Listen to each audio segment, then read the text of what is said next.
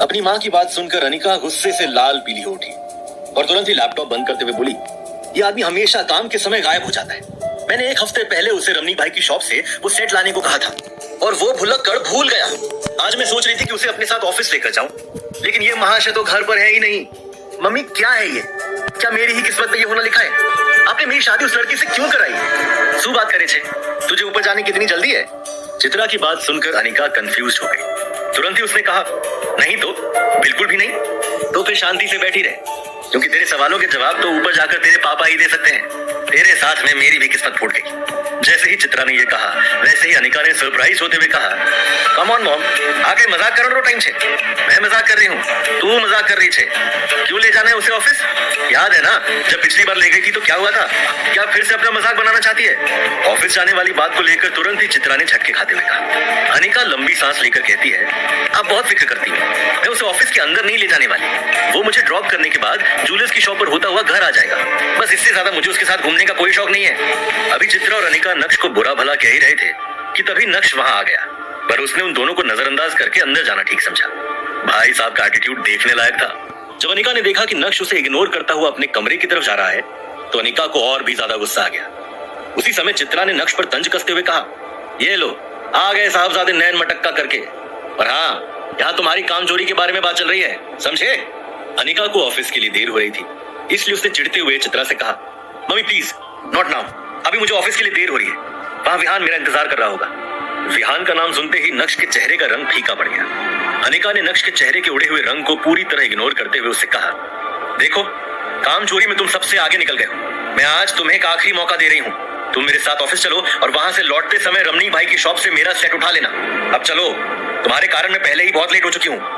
नक्श चित्रा से तो कभी कभार बहस कर लिया करता था, लेकिन वो अपनी वाइफ अनिका से कभी भी जुबान नहीं लड़ाता था। अनिका और नक्श कुछ ही देर में अनिका के ऑफिस पहुंच गए। कार से उतरते हुए अनिका ने देखा कि उसके पास बहुत सारी फाइल्स हैं। अगर वो ऑफिस से किसी को बुलाएगी तो इसमें और भी ज्यादा टाइम वेस्ट होगा, इसलिए उसने नक्श की तरफ देखा और उसे अंदर आने के लिए कहा, ये सब लेकर अंदर चलो। अनिका आगे आगे चल रही थी और नक्श उसके असिस्टेंट की तरह हाथ में अनिका का बैग और सामान लिए उसके पीछे चल रहा था। अनिका जब अपने कैबिन में पहुंची तो उसका दोस्त और बिजनेस पार्टनर विहान बजाज पहले ही वहां बैठा उसका इंतजार कर रहा था। अनिका को देखकर विहान कुर्सी से खड़ा हुआ और बोला, यार अनिका, तुम कहाँ रह गई थी?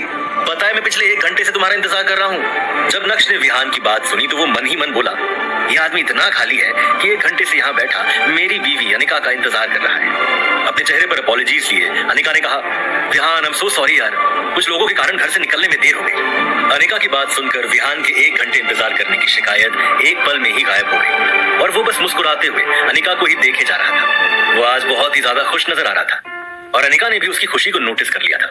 विहान, तुम इतना मुस्कुरा क्यों रहे हो? तुम्हारी कोई लॉटरी लग गई है क्या? अनिका ने विहान से एक दोस्त की तरह मजाक में लॉटरी वाली बात पूछी थी, लेकिन विहान ने उसका जवाब देते हुए कहा, हाँ ऐसा ही कुछ समझ लो, तुम्हारा आना किसी लॉटरी से कम है क्या? विहान की ये बात सुनकर अनिका और नक्श दोनों ही चौंक गए। नक्श ने गुस्से से विहान की तरफ देखा और बोला, भाई साहब आप ऑफिस में हैं, इस बात को मत भूलिए और दोस्ती की सीमा भी नहीं भूलिए। नक्श की बात सुनकर अनिका ने नक्श की ओर देखा और उसे चुप कराते हुए बोली, तुम बीच में मत बोलो। और फिर वापस विहान की ओर देखकर बोली, मैं तुम्हारी बात का मतलब नहीं समझी विहान। विहान समझ गया था कि अनिका उसकी बात से थोड़ी अनकंफर्टेबल हो गई है, इसलिए उसने झट से बात बदल दी और बोला, अरे ये सब छोड़ो, मैं आज इतना खुश क्यों हूँ ये इंपॉर्टेंट नहीं है। इंपॉर्टेंट ये है कि मैं तुम्हारे लिए एक गिफ्ट लाया हूँ अनिका। ये बोलते हुए विहान और भी ज्यादा खुश नजर आने लगा और तभी उसने अपने बैग से नेकलेस का एक खूबसूरत बॉक्स बाहर निकाला और खोलकर अनिका के सामने रखते हुए बोला, ये देखो अनिका, तुम्हारे लिए डायमंड का रेयर नेकलेस। डायमंड नेकलेस देखकर अनिका सरप्राइज होते हुए विहान से बोली, ये तुम मेरे लिए लाई हो विहान?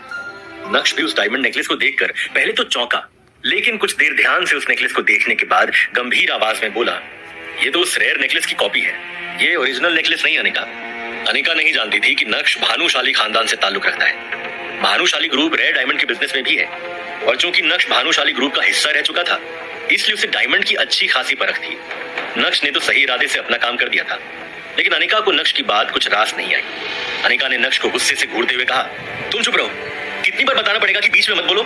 नक्श की बात सुनकर विहान भी ये समझ गया था कि अब वो उस फर्स्ट कॉपी नेकलेस को ओरिजिनल बताकर अनिका को बेवकूफ नहीं बना सकता है। इसलिए उसने खुद अपने मुंह से कबूल करते हुए अनिका से कहा, हाँ ये हार रेयर नेकलेस नहीं है, पर असली हीरे का है। बस इसकी क्वालिटी रेयर डायमंड से थोड़ी सी कम है। लेकिन अनिका, जब मुझे रेयर डायमंड नेकलेस मिलेगा, मैं तुम्हारे लिए उसे जरूर लेकर आऊंगा।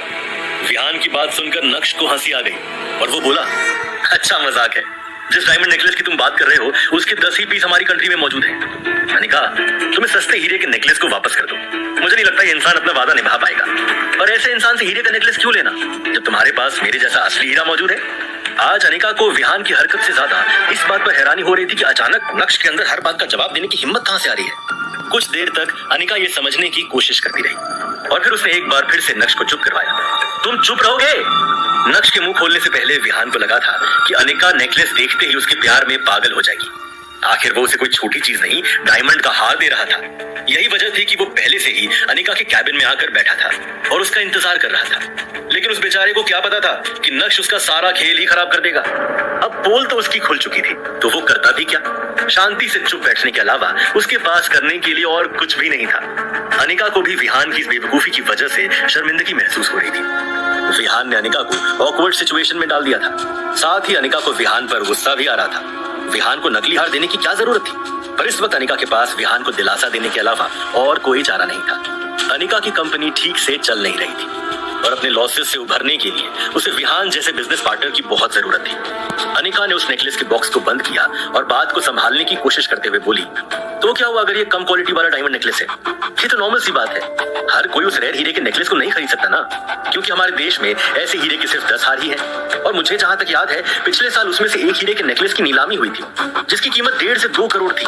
मुझे ये तो नहीं पता कि उस हीरे के नेकलेस को किसने खरीदा था, लेकिन विहान, तुम्हें कोई रेयर डायमंड हार लाने की जरूरत नहीं है। ये भी बहुत सुंदर है, मैं इसे मेरे शोकेस में रखूंगी। Thank you for the gift. Anika की बात सुनकर तो विहान के जैसे तोते ही उड़ गए। उस हार को खरीदने में ही उसे पसीना आ गया था। देखा जाए तो विहान के महीने भर की कमाई उतनी कम भी नहीं थी, लेकिन असली रेयर हीरे का हार खरीदना कोई हंसी खेल थोड़ी है। भूल जाओ बेटा विहान, अनिका को इम्प्रेस करने में कंगाल हो जाओगे, कंगाल। वहीं नक्श अनिका को परेशान देखकर अपने किए पर पछताने लगा और सोचने लगा कि इतनी बड़ी बात हो जाने के बाद भी अनिका विहान का साथ दे रही है। नक्श की जिंदगी बदल गई थी, लेकिन वो अपनी बदली हुई जिंदगी को इतनी आसानी से अपनी बीवी के सामने नहीं रखना चाहता था। वो अनिका को पाना चाहता था, उसका दिल जीतना चाहता था। ये सब सोचते हुए नक्श ने अनिका की तरफ देखा और उसके करीब जाते हुए उससे कहा, अनिका, मैंने आज तक तुम्हें कोई सलाह नहीं दी, पर आज कह रहा हूं, यह आदमी तुम्हें इम्प्रेस करने के लिए सस्ते हीरे का हार लाया है। ऐसे आदमी से तुम्हें बात भी नहीं करनी चाहिए। मैं तुमसे वादा करता हूँ, एक दिन मैं तुम्हारे लिए असली रेयर डायमंड का हार लाऊंगा और उसके लिए मुझे जितनी भी मेहनत करनी पड़े मैं करूंगा। अपने दिल की बात अनिका के सामने रखने के बाद नक्श ने अनिका के जवाब का इंतजार भी नहीं किया और उसके कैबिन से बाहर निकल गया। नक्श ने पलटकर अनिका की ओर देखा तो अनिका भी उसी की तरफ ही देख रही थी। प्यार नहीं तो कम से कम नक्श अनिका का ध्यान अपनी तरफ खींचने में तो कामयाब हो गया था। इसे अपनी छोटी सी जीत समझकर अपने चेहरे की मुस्कान को छुपाते हुए नक्श के कदम ऑफिस से बाहर की तरफ बढ़ने लगे। 2.5 साल की शादी में पहली बार अनिका को ऐसा लगा कि नक्श उसके लिए लड़ रहा है। नक्श का ये रूप देखकर अनिका चौंक गई थी। आज पहली बार अनिका के मन में ये सवाल उठा, क्या नक्श को खुद से दूर रखकर मैंने कोई गलती तो नहीं की? लेकिन जब अनिका की नजर विहान पर पड़ी तो उसने खुद को टोकते हुए मनी मन कहा, कि क्या सोच रही हूँ मैं? विहान मेरा बिजनेस पार्टनर है, मेन इन्वेस्टर है। नक्श की हरकत की वजह से अगर विहान मेरी कंपनी से बैकआउट कर गया तो क्या होगा? नहीं, नक्श की वजह से मैं मेरी इतने सालों की मेहनत को जाया नहीं जाने दे सकती। मुझे नक्श की नहीं, विहान की जरूरत है। सुबह का समय था और सारे एम्प्लॉइज अपने काम में बिजी थे, लेकिन जब उन्होंने नक्श को कॉन्फिडेंस के साथ बाहर जाते देखा तो सब उसे घूरने लगे थे। कुछ लोगों ने तो अपना काम छोड़कर फुसफुसाना भी शुरू कर दिया था। दूसरी तरफ वहीं अनिका का गुस्सा इस वक्त चरम पर था। आज पहली बार नक्श ने उसके सामने बदतमीजी की थी, इसलिए वो भी नक्श के पीछे पीछे कैबिन से बाहर आ गई। वहां काम कर रहे सभी एम्प्लॉइज ने जब अपने डायरेक्टर को इस तरह गुस्से से बाहर आते देखा तो उनके चेहरों पर सवालिया निशान दिखने लगे। इससे पहले कि अनिका नक्श को रोककर उससे कुछ कहती, तभी अनिका की नजर अपने स्टाफ पर पड़ी और जैसे तैसे उसने अपना गुस्सा अंदर ही दबा लिया। तब तक नक्श ने भी अनिका को अपने पीछे आते देख अपने कदमों को रोक लिया था। इस बार जब नक्श और अनिका की नजरें टकराई तो अनिका सब कुछ भूलकर गुस्सा हो गई और गुस्से से दिल मिला उठी, लेकिन अपनी आवाज को एकदम धीमे रखते हुए अनिका ने नक्श की क्लास लगाना शुरू किया। नक्श, ये क्या पागलपन है? तुम्हें किसने इतना हक दिया कि तुम मुझे अपनी बेटों की सलाह दो? तुम्हारी हिम्मत कैसे हुई? गलती कर दी तुम्हें यहाँ लाकर। चुपचाप अब यहाँ से निकल जाओ, फास्ट। भले भले ही अनिका की आवाज दबी हुई थी, लेकिन उसकी बातों से उसका गुस्सा साफ साफ पता चल रहा था। नक्श ने अनिका की इस बात का भी कोई जवाब नहीं दिया। वो जानता था कि वो जितना बोलेगा उतना ही अनिका का गुस्सा बढ़ता जाएगा। उसे अनिका से जो कहना था वो उसे कह चुका था। अब बार बार उस बात पर बहस करने का कोई फायदा भी नहीं था। जैसे तैसे अनिका ने अपने गुस्से को दबाते हुए मामले को खत्म करने की कोशिश की, लेकिन उसे क्या पता था कि अभी तो मैटर की बस शुरुआत हुई है। पीछे से विहान भी गुस्से वाले अंदाज में बाहर निकल आया और अपनी कड़क आवाज में बोला, अबे ओए रुक, जाता कहाँ है? बीते 2.5 सालों में जिस नक्श के मुंह से एक आवाज नहीं निकली, वो नक्श आज अनिका को सलाह दे रहा था। कैसे? नक्श की हिम्मत के पीछे कौन छुपा था? क्या नक्श का अपमान देखकर अनिका के दिल में नक्श के लिए कुछ होगा, या फिर अनिका को बस अपने बिजनेस की ही पड़ी थी? विहान और नक्श के बीच क्या होगा? क्या विहान गुस्से में नक्श पर हमला करने वाला था? अगर ऐसा हुआ तो क्या अनिका नक्श को बचाएगी, या फिर विहान का दांव उल्टा पड़ता हुआ नजर आएगा? जानने के लिए सुनिए इंस्टा एम्पायर।